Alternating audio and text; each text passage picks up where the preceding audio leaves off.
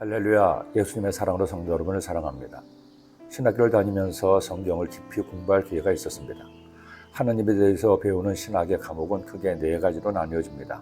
성경에 나타난 하나님을 연구하는 성서신학, 성경의 내용을 주제별로 공부하는 조직신학, 그리고 목회의 방법을 배우는 실천신학, 교회 역사를 배우는 역사신학 등입니다.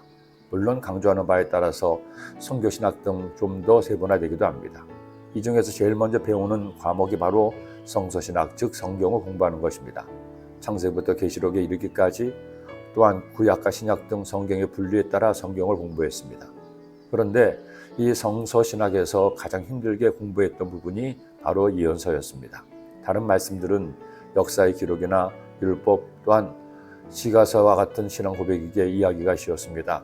그러나 예언서의 말씀은 그 시작인 이사야서부터 마지막 예언서인 말라기 이르기까지 주님은 하나님의 경고와 책명이 주 내용인 예언의 말씀이 계속 반복되다 보니 이제는 은혜 시대에 살고 있는 우리와 예언서가 무슨 상관이 있는지 의아할 때도 있었습니다.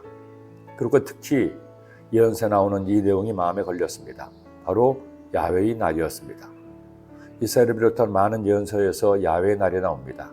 야훼 하나님의 특정하신 날, 야훼 하나님께서 일하시는 날, 야훼 하나님의 당신의 뜻을 이루시는 날이 야훼의 날입니다. 그렇다면 야훼 하나님의 주인공 되시는 야훼의 날은 어떤 날입니까? 야훼 하나님의 구원을 이루는 날이지만 구원을 이루기 위해서 반드시 함께 이루어지는 것이 있습니다. 야훼의 심판입니다. 즉 야훼의 날은 심판의 날입니다. 여러분, 이것은 대단히 중요한 의미를 가지고 있습니다. 우리는 하나님을 좋으신 하나님으로 믿습니다. 예수님께서 우리의 모든 죄를 대신 지시고 십자가에 죽으셨기에 그를 믿는 우리는 아무 공로 없이 구원받아 영생을 얻었습니다. 그리고 내가 받을 저주 형벌을 예수님이 대신 담당하신 것이죠. 그런데 이런 구원이 온전히 완성되는 날은 하나님의 또 다른 성품인 하나님의 공의가 이루어져야 하는 날입니다. 공의가 이루어져야 예수 그리스도의 구원의 은혜가 완벽하게 이루어지기 때문이죠. 그러게 예언서에서 예언자들은 하나님의 말씀을 받아 야훼 하나님의 날을 선포했습니다. 누구도 그 심판을 피해갈 수 없었습니다. 그리고 이런 심판의 날은 2가지 의미로 나타났습니다. 즉각적인 심판의 날과 세상 종말의 심판의 날입니다. 하나님의 공의는 하나님이 정하신 때에 하나님이 정하신 대상에 대해 이루어지는데 그 대상은 나라와 개인이 되기도 하면서 모든 인류에 대한 심판도 포함하는 것입니다. 그리고 오늘 말씀의 심판의 대상은 바벨론입니다. 아모스의 아들 이사야가 바벨론에 대하여 받은 경고라. 하나님께서는 가장 먼저 유다에 대한 심판을 경고하셨지만 이어서 유다를 치르는 북이스라엘과 아람에 대한 심판을 예언하게 하셨습니다.